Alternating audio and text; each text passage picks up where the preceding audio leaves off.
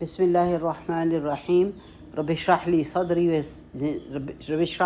ویسر لی امری واحلل عقدۃ من لسانی یفقہوا قولی اللہم ربنا زدنا علما یا معلم ابراہیم علمنا یا مفہم سلیمان فہمنا۔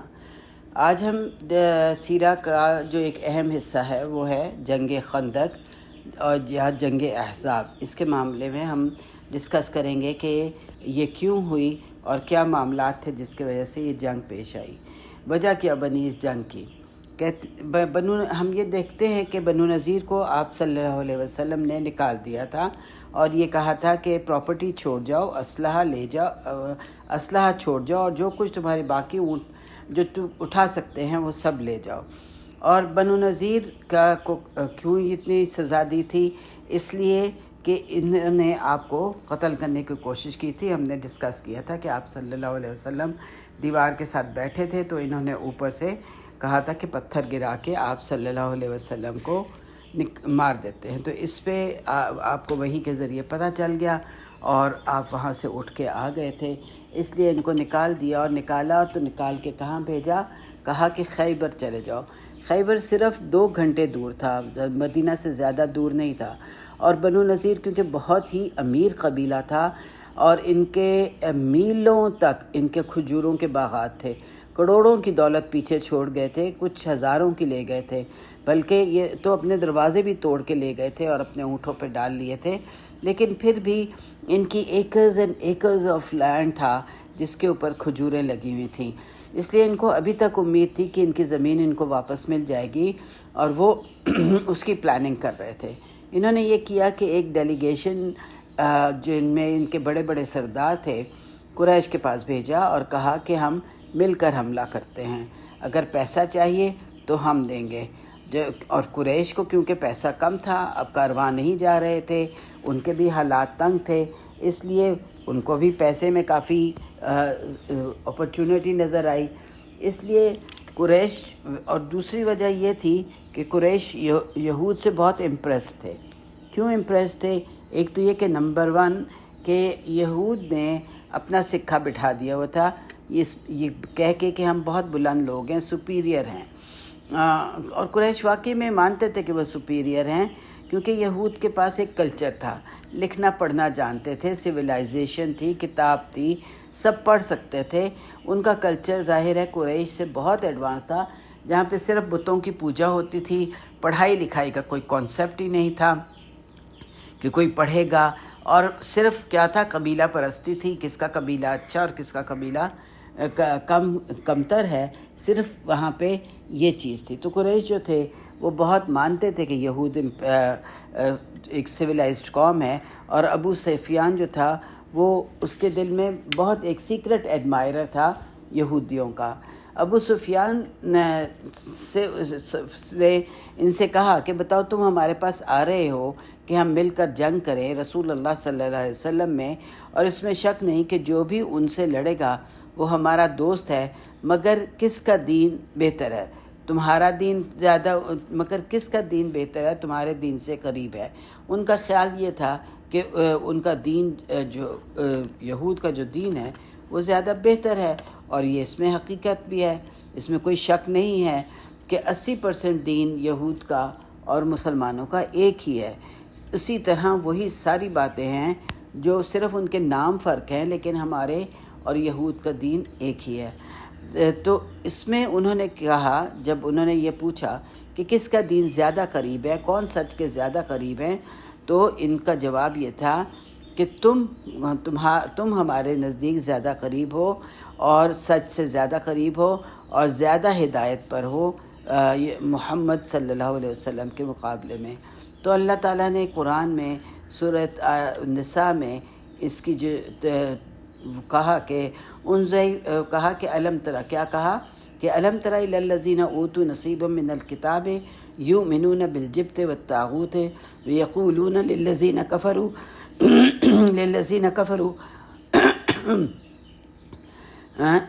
کہتے ہیں یقولون للذین کفروا ہؤلاء اہدی من الذین آمنوا سبیلا، کہ اللہ تعالیٰ نے اس چیز کو قرآن پاک کی نساء میں آیت نمبر 51 میں یہ کہا کہ کیا تم دیکھتے نہیں ہیں ان لوگوں کو جن کو کتاب کا ایک حصہ دیا گیا اور وہ ایمان لاتے ہیں جبت اور طاغوت پہ یعنی بتوں پہ، اور یقولون، اور وہ یہ کہتے ہیں ان لوگوں سے کہ جنہوں نے کفر کیا ہے کہ تم زیادہ صحیح راستے پر ہو جو کہ ایمان والوں سے۔ اولئک الذین لعنہم اللہ، یہی وہ لوگ ہیں جن پر اللہ نے لعنت کی۔ ومن یعلن اللہ فلن تجد له نصیرا، اور جس کے اوپر اللہ لعنت کر دے تو اس کے لیے تم کوئی مددگار نہ پاؤ گے۔ اس چیز کو اللہ تعالیٰ نے قرآن میں بہت صاف بتا دیا۔ اس کے علاوہ جب یہ انہوں نے ان کی جو کہی ہوئی بات تھی اس کو حرف بحرف قرآن نے بتا دیا، اور اس کے ساتھ ہی یہ بھی ہوا کہ قرآن نے ان کی آپس کی دوستی کو بھی ظاہر کر دیا کہ کس طرح سے یہ آپس میں ایک دوسرے کے دوست ہیں۔ بہرحال قریش ان کے ساتھ مل گئے تو یہود نے ایک اور بڑا قبیلہ غطفان تھا، اس کو بھی اپنے ساتھ ملا لیا۔ اگرچہ غطفان وہ اس طرح سے رسول پاک صلی اللہ علیہ وسلم کے حق میں تو نہیں تھے، خلاف تو تھے، مگر اتنے ضرورت مند بھی نہیں تھے، تو وہ راضی نہیں ہوئے، وہ اس بات پہ راضی نہیں ہوئے کیونکہ وہ ایک امیر قبیلہ تھا، ان کے پاس بہت کچھ مویشی جانور سب کچھ تھے، تو وہ اس بات پہ راضی نہیں ہوئے۔ لہٰذا انہوں نے ان کو وہ آفر کیا جو سب کی کمزوری ہوتی ہے اور ضرورت ہوتی ہے، وہ ہے دولت۔ تو انہوں نے یہ کہا کہ اگر تم ہمارا ساتھ دو گے تو ہم آدھی خیبر کی جو کاشت ہے وہ ہم تمہیں ادا کریں گے۔ یہ ایک بہت بڑا خزانہ تھا دوسرے جو کہ ان کو مل رہا تھا، لہٰذا وہ پیچھے نہ رہ سکے اور مان گئے۔ اور لیکن یہاں سے ہمیں یہ بھی پتہ چلتا ہے کہ انہوں نے ان کو کیا کیا تھا، رشوت دی تھی ایک طرح سے۔ ایک یہ جو غطفان ان کے ساتھ ملا تھا تو جس طرح سے آج کل ہوتا ہے نا کہ ہائرڈ مرسنریز ہوتی ہیں جن کو پیسہ دیا جاتا ہے لڑنے کے لیے، تو وہ انہوں نے ان کو آفر کیا تھا، لہٰذا پیسے کے لیے یہ بھی لڑنے کے لیے آ گئے۔ غطفان کا قبیلہ جو تھا وہ بہت زیادہ باربیرک تھا، ان سویلائز تھا، سویلائزیشن کے قریب بھی نہیں گزرے تھے، ان کو کسی قسم کی تہذیب نام کی چیز نہیں جانتے تھے، لہٰذا ان کے پاس جب ان کو یہ پتہ چلا کہ ان کو پیسہ ملے گا تو وہ ان کے ساتھ مل گئے۔ اس کے بعد قریش نے یہ کیا کہ چھوٹی چھوٹی جتنی بھی ٹرائبس تھیں ان کو اپنے ساتھ ملایا، اور سب نے مدد کی، یا تو لوگوں کے ذریعے مدد کی یا پھر سلیوز۔ ان دنوں میں ایسا ہوتا تھا کہ اگر خود نہیں لڑتے تھے تو ان کے جو غلام ہوتے تھے ان کو بھیج دیا جاتا تھا لڑنے کے لیے، اور انہوں نے ان لوگوں جو مختلف قبیلے ملے انہوں نے یا تو غلاموں کے ذریعے کہا یا پھر ویپنز کے ذریعے کہا یا پھر اپنے گھوڑوں کے ذریعے کہا، یعنی جو بھی مدد جس چیز کے ذریعے بھی وہ مدد کر سکتے تھے اس پہ راضی ہو گئے۔ اور ان سب قبیلوں کا مین مقصد کیا تھا؟ ٹریڈ روٹ تھا، وہ ٹریڈ روٹ جو آپ صلی اللہ علیہ وسلم کے مدینہ آنے کی وجہ سے ان کا بند ہو گیا تھا، سوائے غطفان کے کہ یہ لوگ جو تھے صرف آسان فتح چاہتے تھے، اور ان کو نظر آ رہا تھا کہ یہ اتنے سارے جب لوگ مل جائیں گے تو ہاں یہ جیت جائیں گے، لیکن باقی سب قبیلوں کا جو مین مقصد لڑائی کا تھا وہ ٹریڈ روٹ تھا، جس کی وجہ سے ان کی آمدنیاں کم ہو گئی تھیں۔ جب بنو نذیر نے یہ آفر کی ان کو غطفان کو تو ان کی خوشی کی انتہا نہ رہی، اور اس کے علاوہ قریش جو تھے اور یہ بھی مل گئے۔ اس کے علاوہ جو قریش تھے ان کو مسلمانوں کی طاقت کا اندازہ کر چکے ہوئے تھے، ان کو پتہ تھا، حالانکہ انہوں نے یہ کہا تھا کہ اگلے سال ہم پھر ملیں گے، اور آپ صلی اللہ علیہ وسلم اگلے سال اسی میدان میں جا کے انتظار کیا تھا، لیکن قریش لڑنے کے لیے نہیں آئے تھے کیونکہ انہیں مسلمانوں کی طاقت کا اندازہ ہو چکا تھا اور وہ تنہا مسلمانوں سے نہ لڑنا چاہتے تھے۔ اور ان کو ایک اور فائدہ جو ان کو نظر آ رہا تھا وہ تھا کھانا۔ عرب کی مین خوراک آج بھی کھجور ہے، خیبر میں اپنے کھجور کے باغوں کے لیے بہت مشہور تھا، تو اگر یہ جیت جاتے تو ان کی بھی سپلائی ان کو مل جاتی۔ ہم لوگ کیونکہ پاکستان میں ہیں، ہمیں اندازہ نہیں ہے کہ عرب کھجور کیسے کھاتے ہیں۔ یہ تو جب میں وہاں جا کے رہی تو مجھے اس بات کا اندازہ ہوا کہ ان کے بچے جب اسکول سے آتے ہیں اگر ان کو بھوک لگی ہوتی ہے تو وہ فریج میں سے یا جہاں پہ بھی کھجور پڑی ہوتی ہے وہ نکالتے ہیں، اس کو ایک پلیٹ کو بھرتے ہیں کھجور سے، وہ پوری پلیٹ کھا لیتے ہیں اور وہ کہتے ہیں الحمدللہ میرا پیٹ بھر گیا۔ یعنی اس قدر کھجور کھائی جاتی ہے، اس قدر کھجور کھائی جاتی ہے۔ ہم جیسے کہ روزہ کھولتے ہیں تو ایک کھجور کھا کے روزہ کھول لیتے ہیں، وہ ایک کھجور سے روزہ نہیں کھولتے، وہ مسلسل کھجوریں کھاتے چلے جاتے ہیں۔ یعنی ان کے ہاں کھجور جو ہے ایک خوراک کے طور پہ استعمال ہوتی ہے، بہت زیادہ کھجور کھائی جاتی ہے۔ بہرحال اب یہ ہوا کہ ان کو جب قریش کو یہ پتہ چلا کہ ہمیں کھجوروں کی سپلائی بھی مل جائے گی تو یہ بھی ان کے ساتھ مل گئے۔ بنو نذیر کے پاس لڑنے کے لیے اصل میں کیا ریزن تھا کہ بنو نذیر کے پاس لڑنے کے لیے مین پاور نہیں تھی، یعنی زیادہ مرد نہیں تھے لڑنے والے۔ کیونکہ وہ تو قلعوں کے ذریعے اپنے آپ کو حفاظت کرتے تھے، پروٹیکٹ کرتے تھے، میدانی لڑائی کے ماہر نہیں تھے وہ۔ انہوں نے اپنی بچاؤ کے لیے وہ قلعے بنائے ہوئے تھے، کوئی بھی حملہ ہوتا تو قلعوں کے اندر ان کے پاس مہینوں کی خوراک ہوتی تھی، پانی ہوتا تھا، وہ اس کو بند کر لیتے تھے، اندر بند ہو جاتے تھے، باہر جو ہے کہ وہ لوگ بیٹھے رہتے تھے اور مدتیں اس طرح ہی گزر جاتی تھیں۔ اسی چیز کو اللہ تعالیٰ نے قرآن نے کہا ہے کہ وَظَنُّوا، اور انہوں نے گمان کیا کہ انما نعیتہم حصونہم الی اللہ، کہ جو ان کی یہ قلعے ہیں وہ ان کی حفاظت کر لیں گے اللہ کے خلاف۔ اس طرح بنو نذیر کو قریش کے ذریعے مدد مل گئی اور انہوں نے فیصلہ کر لیا کہ وہ اس دین کو ونس اینڈ فار آل ختم کر دیں گے۔ ابو سفیان نے ایک فوج تیار کی، اس میں کم از کم 10,000 لوگ جمع ہو گئے مسلمانوں کے مقابلے میں، اور یہ مسلمانوں سے تقریباً 4 گنا زیادہ تھے۔ پورے مدینہ کے لوگ ملا کے 25,000 سے زیادہ نہ تھے، پورے کے پورے یہ مل کر مدینہ کی طرف انہوں نے مارچ شروع کی۔ اور ہسٹری آف عربز میں کبھی ایسا نہ ہوا تھا کہ اتنا بڑا لشکر تیار ہوتا۔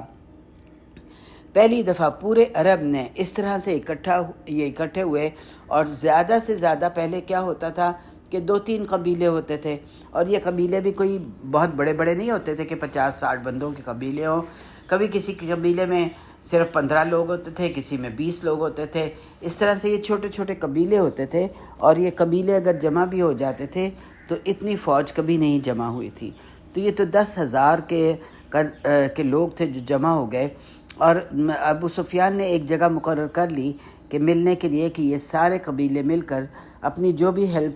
دے رہے ہیں وہ وہاں پہ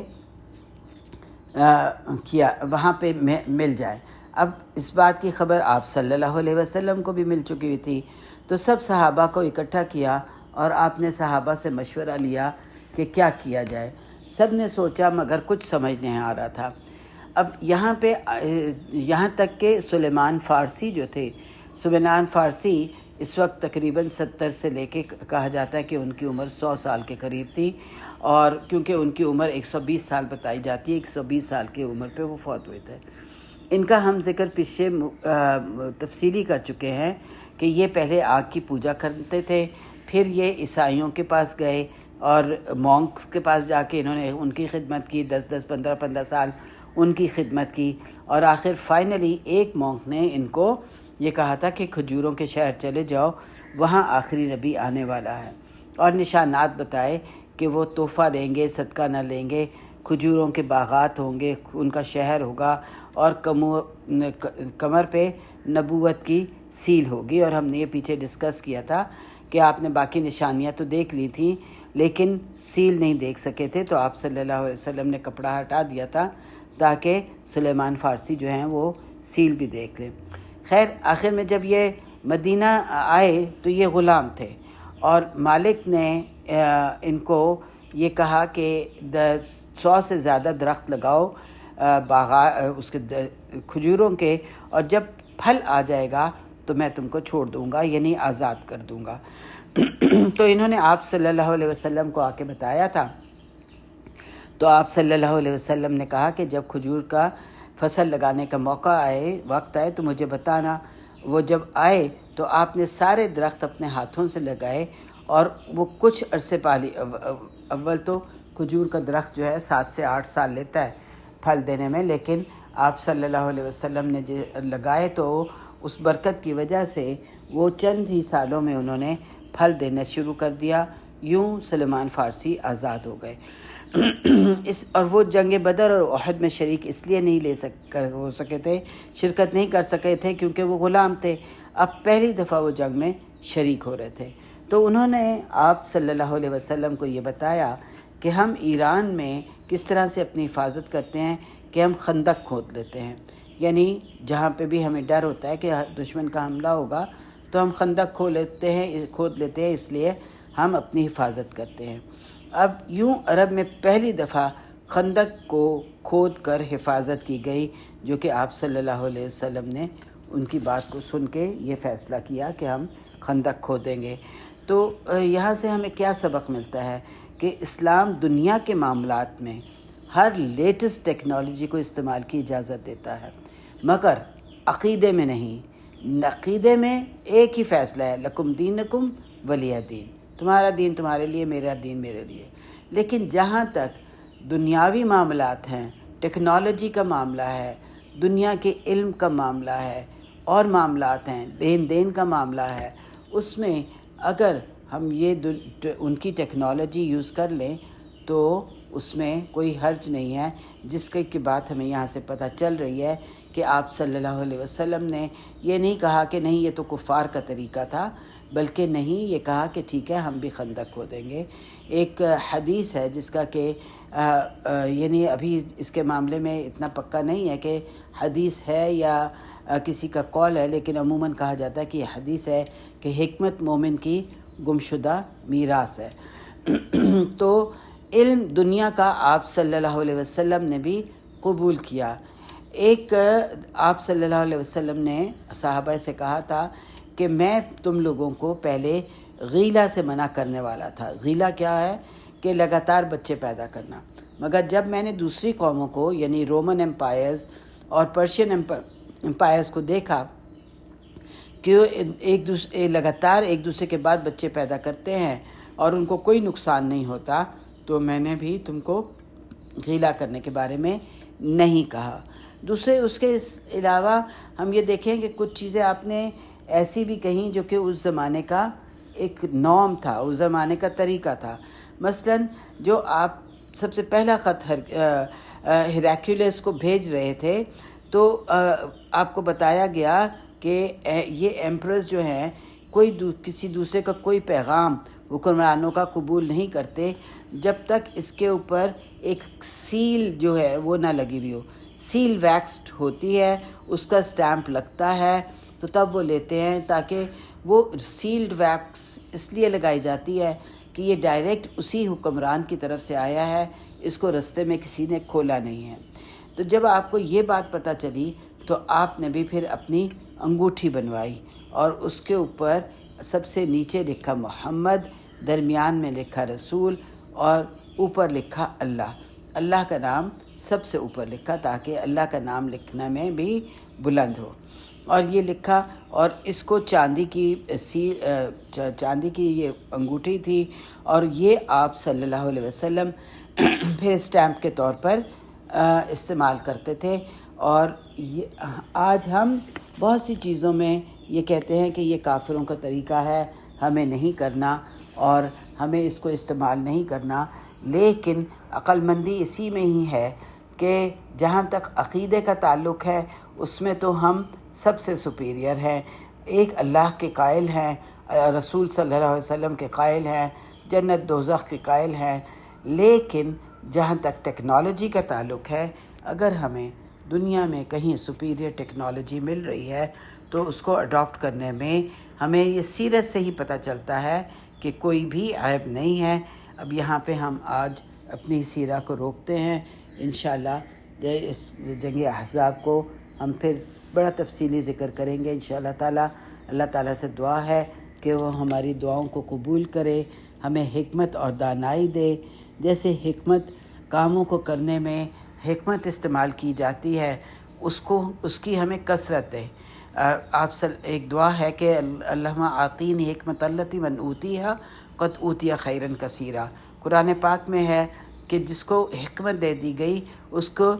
خیر کثیر دے دی گئی۔ تو یہ دعا ہے کہ اللہم آتینی حکمت اللتی اوتیتا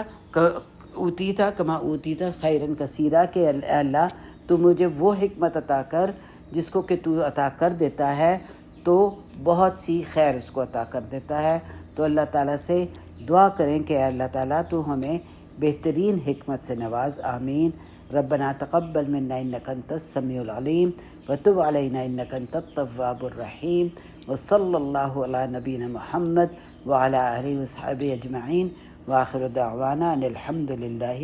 رب العالمین۔